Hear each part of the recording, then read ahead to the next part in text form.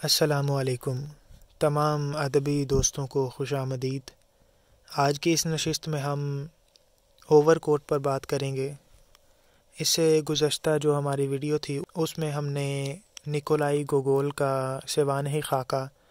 وہ اس پر بات کی تھی۔ آج ہم اوور کوٹ کا فکری و فنی جائزہ جو ہے وہ پیش کرنے کی کوشش کریں گے۔ تو سب سے پہلے اوور کوٹ کا ایک مختصر سا خلاصہ معلوم ہونا چاہیے، کیونکہ یہ بہت طویل کہانی ہے اور اس کا مطالعہ کرنے کے بعد اکثر جو واقعات ہیں وہ ویسے ہی ذہن سے نکل جاتے ہیں۔ تو اس کے تمام جو اہم نکات ہیں اور اہم جو اس کے واقعات ہیں وہ ذہن میں ہونا ضروری ہیں، اس لیے پہلے ہم خلاصے پر بات کرتے ہیں۔ تو یہ جو کہانی ہے وہ شروع ہوتی ہے کسی ایک محکمے کے ذکر سے۔ اب جو افسانہ نگار ہے وہ ادھر محتاط رویہ اپناتا ہے اور اس محکمے کا نام لینے سے گریز کرتے ہوئے دانستہ طور پر گریز کرتے ہیں کہ کہیں ان کے خلاف کوئی کیس نہ بن جائے۔ تو یہ جو افسانہ ہے اس میں ایک چیز آپ کو نظر آئے گی کہ موجودہ جو ہمارے ملک کے بر صغیر کے اور بالخصوص پاکستان کے جو حالات ہیں وہ آپ کو اس میں بہت شدت کے ساتھ نمایاں طور پر نظر آئیں گے۔ تو خیر، ایک محکمے کا وہ ذکر کرتے ہیں، اس کا نام نہیں لیتے، اس میں کام کرنے والے ایک عام سے آدمی کا یہ ذکر کرتے ہیں جو کہ اکاکیوچ ہے۔ ادھر ایک اور صراحت کرنی ضروری ہے کہ ناموں کا جو مسئلہ ہے وہ ہم ادھر پیش رہے گا، یعنی روسی زبان کے جو نام ہیں ان کو اردو میں جب ترجمہ کیا جاتا ہے تو وہ ذرا اور وضع پر رکھے جاتے ہیں، جبکہ اگر انگریزی میں کیا جائے ان کو ترجمہ تو وہ ذرا اور لحاظ سے کی جاتے ہیں۔ تو ناموں کا جو ڈفرینس ہے وہ تقریباً رہتا ہے۔ اکاکیوچ کی پیدائش کا سب سے پہلے وہ بتاتے ہیں کہ یہ کس طرح پیدا ہوئے۔ اس کے بعد اکاکی کی جو نام رکھنے کی رسم ہے اس کا نام کس طرح رکھا گیا، اور بشماکچن وہ جو نام اس کے ساتھ رکھا گیا تو اس کا یعنی سارا وہ بتاتے ہیں۔ اس کے بعد ان کی کام والی زندگی، ان کی دفتری جو زندگی ہے اس پر وہ بات کرتے ہیں، ان کے دفتری معاملات روز و شب کے، اور وہ یعنی کس طرح آتے جاتے ہیں وہاں اور ان کے ساتھ جو تمسخر وہاں اڑاتے ہیں ان کے ساتھ والے، اس سب پر افسانہ نگار بات کرتے ہیں۔ اس کے بعد جو شدید سردی جو ہے اس کا بیان آ جاتا ہے۔ تو سردی کے ساتھ ساتھ اوور کوٹ جو ہے جو کہ اوور آل تھا ان کا، جس کی حالت اتنی خراب تھی کہ وہ تمسخر کا ایک نیا بہانہ ان کے دوستوں کو اور ان کے جو دفتری ساتھی ہیں ان کو مل جاتا ہے۔ تو اس کے بعد یہ بات کرتے ہیں کہ وہ اوور کوٹ جو ہے اس کی جو حالت ہے وہ شدید خراب ہو چکی ہوتی ہے۔ پھر وہ پیٹرووچ کے پاس جاتا ہے کہ وہ اس کو دوبارہ سے مرمت کر دے، لیکن وہ ناقابل مرمت اسے کہہ دیتا ہے۔ پھر اس کے بعد وہ اسے مشورہ دیتا ہے کہ نیا اوور کوٹ بنواؤ۔ تو پہل تو اکاکیوچ جو ہے وہ اس کو اپنی اوقات سے باہر سمجھتے ہوئے اس چیز کے بارے میں بالکل بھی نہیں سوچتا، لیکن پھر اس کو ایک دھن سوار ہو جاتی ہے ایک نئے اوور کوٹ کی، تو وہ پھر کفایت شعاری کرنا شروع کر دیتا ہے، محنت و لگن سے خوب وہ اپنے جو رقم جمع کرنا شروع کر دیتا ہے۔ تو اس طرح جو ہے اس کو بونس وغیرہ بھی ملتا ہے اس سب میں، اور اس کی مکمل جو رقم جو کہ 80 روبل تھی وہ پوری کر لیتا ہے، اور اس میں وہ پیٹرووچ سے اپنا اوور کوٹ تیار کروا لیتا ہے۔ تو جب وہ پیٹرووچ کے ساتھ جاتا ہے اور سارا فار وغیرہ لیتا ہے، اس کے بعد اس کا نیا اوور کوٹ آ جاتا ہے، تو وہ بڑا خوش ہو کر جب پہن کر جاتا ہے اپنے دفتر میں تو ہر طرف سے اسے مبارکباد دیں، اور وہ جو تمسخر اور بے عزتی اس کی پہلے ہوتی تھی اس طرح سے وہ نہیں ہوئی، اس کے بدلے اسے پارٹی وغیرہ اسے مانگی گئی، جبکہ ہیڈ کلرک جس کی سالگرہ تھی اس دن اس نے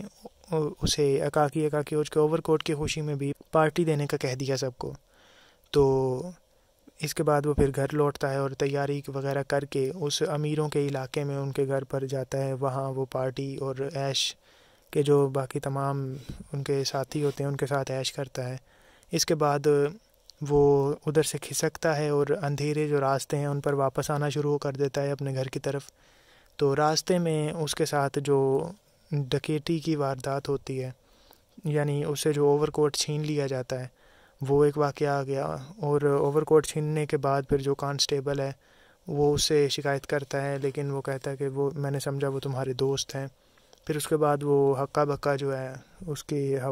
ہوائیاں اڑی ہوئیں اور وہ اپنے گھر پہنچا۔ تو جو اس کی مالکن تھی، اس کی مکان مالکن، اس نے اسے انسپیکٹر کے پاس جانے کا مشورہ دیا، کیونکہ وہ سمجھتی تھی کہ وہ جو ہر اتوار کو چرچ جاتا ہے تو وہ بڑا شریف انسان ہے، ہر ایک کو مسکرا کر دیکھتا ہے، تو وہ ضرور اس کی بات سنے گا۔ لیکن اگلی صبح جب وہ انسپیکٹر کے پاس گیا تو بار بار اس کے پاس جانے کے جب وہ گیا تو یہی خبر ملتی تھی کہ وہ سویا ہوا ہے ابھی۔ تو تیسری دفعہ اس سے ملاقات ہوئی، لیکن وہ اس سے مایوس لوٹتا ہے، وہ اسے ڈانٹ ڈپٹ کر نکال دیتا ہے ادھر سے۔ پھر وہ بیچارہ جو ہے اسی روز اپنا پرانا اوور آل جو ہے اس میں جاتا ہے، اوور آل جو کہ اس کے اوور کوٹ کا ایک مزاحیہ نام رکھا ہوا تھا اس کے ساتھیوں نے، وہی پہن کر وہ واپس دفتر میں جاتا ہے۔ تو سب جو ہیں اس سے ایک طرح کی ہمدردی بھی جتاتے ہیں، اور کچھ جو لوگ ہیں وہاں بھی اس کا تمسخر و مذاق جو ہے وہ اڑانے سے باز نہیں آتے اس موقع پر بھی۔ تو اس کے بعد خیر انہوں نے ان میں سے چند ایک جو تھے جنہوں نے ہمدردی کا جذبہ رکھا، اس کے لیے ایک نیا اوور کوٹ لینے کے لیے رقم جمع کرنے کا بیڑا اٹھایا انہوں نے، لیکن وہ مکمل رقم نہ کر سکے۔ پھر انہوں نے اسے مشورہ دیا کہ وہ ایک بڑے آدمی کے پاس جائیں۔ اب یہ بڑا آدمی بھی افسانہ نگار نے احتیاطاً یہاں کوئی نام یا اس طرح کا کوئی عہدہ جو نہیں وہ شو کیا اس کا، صرف یہ بتایا کہ کسی محکمے میں وہ ایک جنرل ہے۔ تو یہ بڑا آدمی،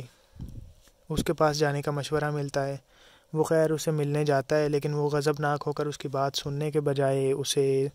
اور کی اور سنا کے وہاں سے نکال دیتا ہے۔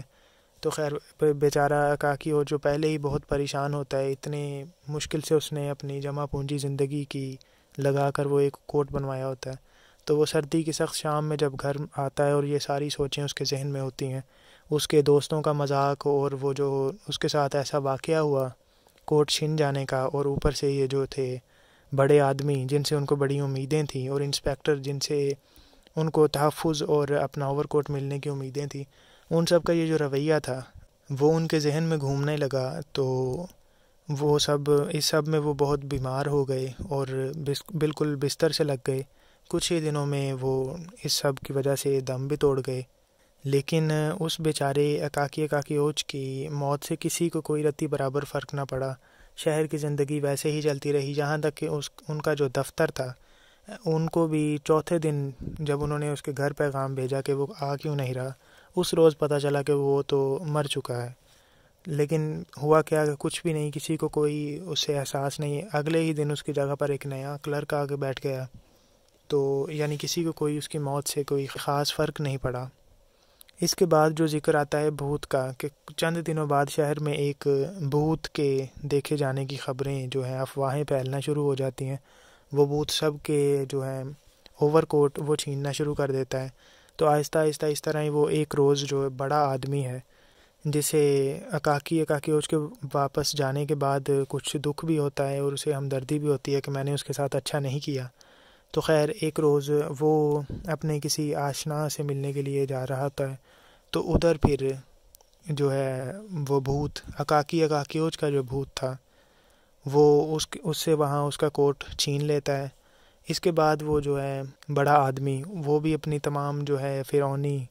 خصلتیں وہ بھی چھوڑ دیتا ہے، اور شہر میں جو افسر اور ادارے جو ہیں وہ بھی اپنی جو بری حرکات ہیں ان سے باز آ جاتے ہیں۔ تو اس طرح یہ ایک افسانہ جو ہے اپنے ایک انجام کو پہنچ جاتا ہے۔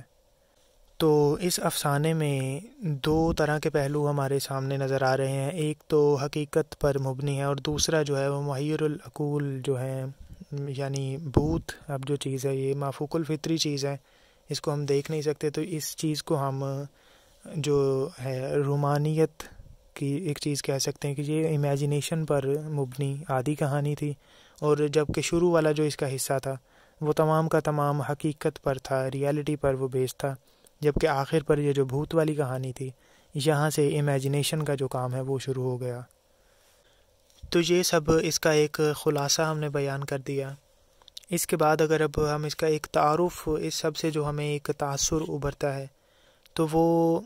یعنی روس کا جو اس وقت کا، آج سے تقریباً یہ 250 سال پہلے کا افسانہ ہے، تو اس وقت کا جو روس کے اخلاقیات تھی وہاں کے لوگوں کی، وہاں کے معاشرت جو تھی، ان کے معاشرتی برائیاں، ان کا جو سول محکمے تھے، ان میں افسروں کے رویے اور جو نظام تھا وہ کیسا تھا، ان پر ہمیں ایک تنقیدی نقطہ نظر جو ہے وہ نظر آتا ہے افسانہ نگار کا. تو اب ہم اس کے فکری و فنی جائزے کی طرف بڑھیں گے، لیکن چونکہ ویڈیو کی طوالت جو ہے وہ حد سے بڑھتی جا رہی ہے، اسی لیے انشاءاللہ اگلا جو اس کا حصہ ہوگا اس کے فکری و فنی جو پہلو ہیں ان پر انشاءاللہ بات کریں گے. شکریہ.